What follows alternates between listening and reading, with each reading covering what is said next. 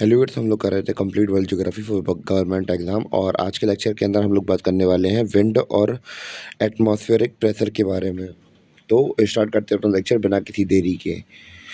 तो विंड के बारे में तो हमने अपने पिछले लेक्चर में पढ़ ही लिया था कि विंड क्या होती है। जैसे कि हमने एग्जांपल दिया था आपको कि अगर आप एक कमरे में, जैसे मैं एक कमरे में हूँ, अगर मैं कमरे में हूँ तो फिर इस कमरे में जो हवा है, यहाँ पे पंखा हवा नहीं चल रही, मतलब पंखा वंखा कुछ नहीं है, कम खाली बैठा हूँ मैं और यहाँ पे मैं सर्वाइव कर रहा हूँ। यानी कि मुझे हवा तो मिल रही है, पर क्या वो हवा बहुत तेज़ चल रही है? नहीं चल रही है, बहुत स्लो चल रही है। तो भैया जो रुकी हुई हवा होती है बहुत स्लो चलती है, उसे हम लोग क्या बोलते हैं? एयर बोलते हैं। क्या बोलते हैं? एयर बोलते हैं। अगर वही मैं घर के बाहर निकलूँ और सड़क में जाके देखूँ तो भैया सड़क में बहुत तेज़ी से हवा चल रही होगी, बहुत, कि वो बच्चों की पतंग उड़ा रही होगी और बहुत तेज़ पत्ते हिल रहे होंगे, तो बहुत तेज़ बह रही होगी हवा। तो बहने वाली हवा क्या होती है? हमारी विंड होती है। यानी कि जो रुकी हुई हवा होती है उसे एयर बोलते हैं, और जो बहुत तेज़ी से चलती है, बहती हुई हवा होती है, वो क्या होती है? Moving air. क्या कहलाती है? विंड कहलाती है। इतना क्लियर है? इतना क्लियर तो मैंने पहले ही कर दिया था। अब हम लोग बात करेंगे प्रेशर्स के बारे में। तो भैया हाई प्रेशर यानी कि ठंडे हमारी हवा कैसे बहती है? हाई प्रेशर से लेकर लो प्रेशर की ओर बहती है। तो भैया हाई प्रेशर कहाँ होता है? ठंडा वगैरह होता है, वहाँ पे हाई प्रेशर होता है, और जहाँ पे गर्मी होती है वो वहाँ पे लो प्रेशर होता है। इसको हम लोग अभी आगे चल के समझेंगे, अभी समझा रहा हूँ आपको मैं। उससे पहले हम लोग एटमॉस्फेरिक प्रेशर के बारे में समझते हैं कि क्या होता है। वायुमंडलीय दाब क्या होता है, हम लोग इसको समझते हैं। तो भैया हम लोग को पता था, पहले ही हम लोग पढ़ चुके थे। स्ट्रक्चर और कंपोजिशन हम लोग पढ़ चुके हैं अपने एटमॉस्फेयर की। हमारा एटमॉस्फेयर बना कैसे है? हमारा एटमॉस्फेयर क्या, अगर मैं अभी फ़िलहाल में बात करूँ तो मैं जहाँ कमरे में बैठा हूँ, तो भैया मैं अगर हाथ हिलाऊँ, मैं ऐसे भी हाथ हिला रहा, ठीक है? तो हाथ हिला रहा तो मेरे हाथ में अभी ब्रश पार्टिकल भी आ रहा है, गैसेस भी आ रही, और वाटर वेपर भी आ रहा है। हमें पता है ये सब हमारे एटमॉस्फेयर के अंदर प्रेज़ेंट रहता है, पर इतनी कम मात्रा में है तो हमें पता नहीं चलता है। तो इन्हीं 3 चीज़ों से हमारा मिलके एटमॉस्फेयर बना हुआ है, और इनकी कंपोज़िशन हमें पता है ट्रोपोस्फियर के अंदर कितनी ज़्यादा होती है।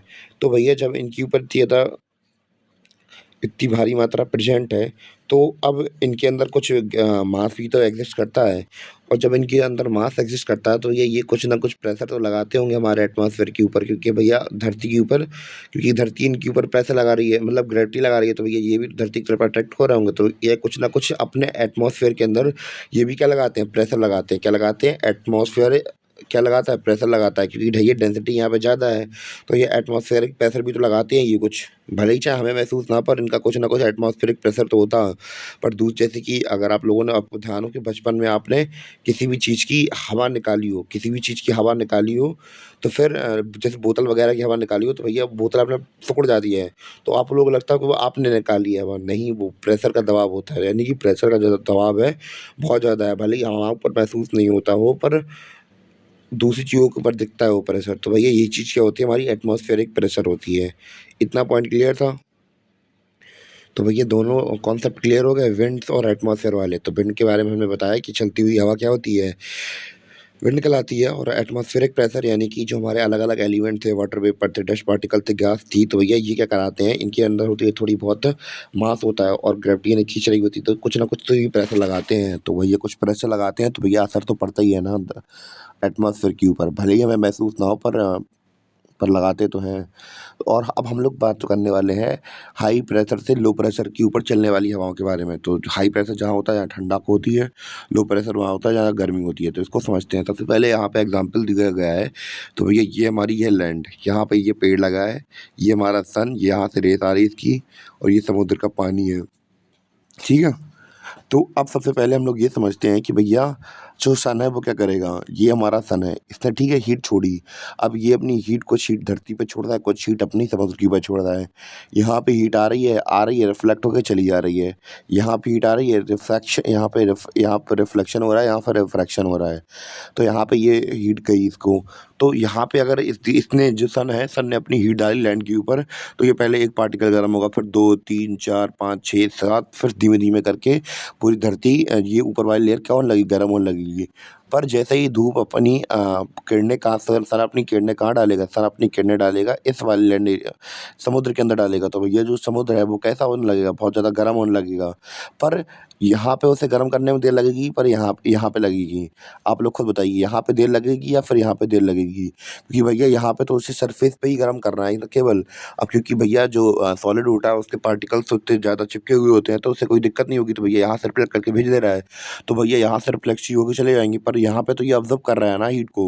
तो हीट को ऑब्ज़र्व कर रहा है, तो यहाँ पे ये मोटी लेयर बन जाएगी पूरी-पूरी। तो जो मोटी लेयर है इसको गर्म करने में कैसी देर लगेगी? इसे बहुत ज़्यादा देर लगेगी। कैसी देर लगेगी? बहुत ज़्यादा देर लगेगी। पर अगर हम लोग बात करें ये वाले सरफेस की, तो भैया यहाँ पे ये वाले सरफेस को गर्म करने में इतनी ज़्यादा देर नहीं लगने वाली है।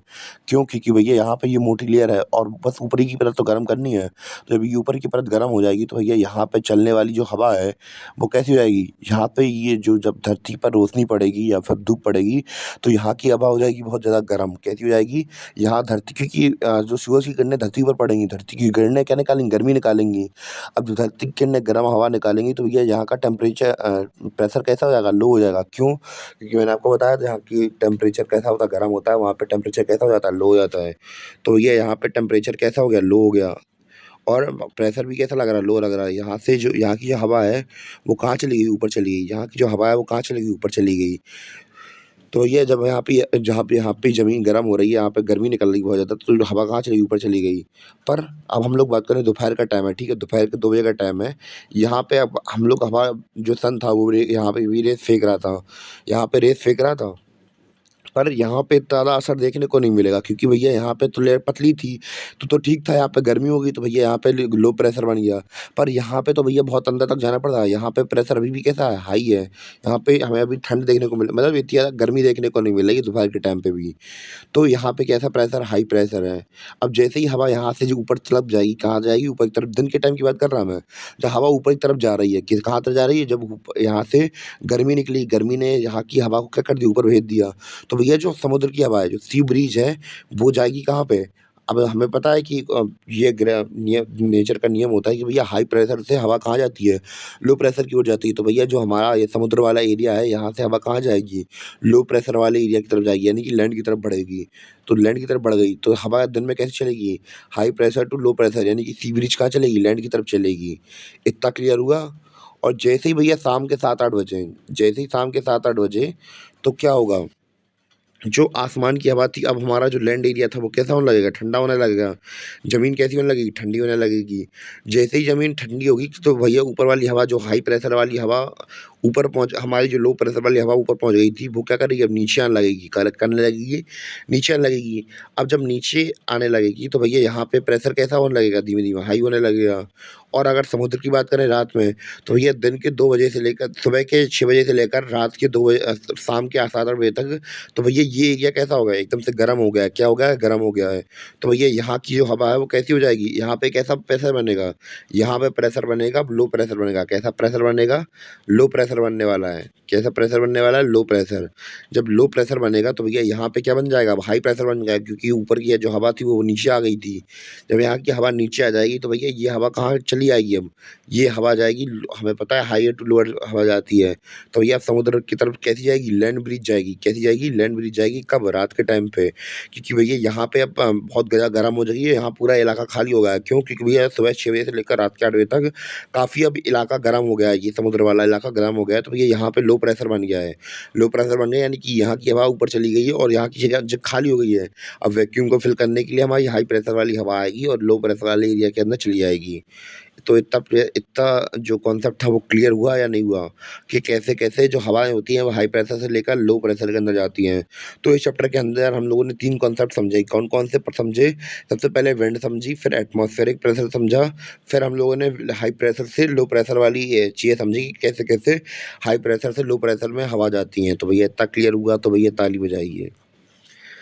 तो कैसे-कैसे होती है ये और जान लेते हैं। तो भैया मूविंग एयर को हम लोगों ने विंड कह दिया था। और एटमॉस्फेरिक प्रेशर क्या था कि भैया जो हमें पता है एटमॉस्फेयर की कंपोज़िशन किससे किससे मिलके हुई है। यानी कि हमारा एटमॉस्फेयर किससे मिलकर बना है? वाटर वेपर और डस्ट पार्टिकल और गैस। तो भैया इनके पास कुछ ना कुछ मास तो होगा, तो ये धरती पर कुछ ना कुछ ग्रेविटेशनल पुल लगा रहे होंगे ना। तो फिर प्रेशर लगा रहे हैं, तो भैया इसी वजह से इसे एटमॉस्फेरिक प्रेशर कह दिया था हमने। और फिर हमने यहाँ पे समझा था कि ये हाई प्रेशर से लो प्रेशर में कैसे चलती हैं।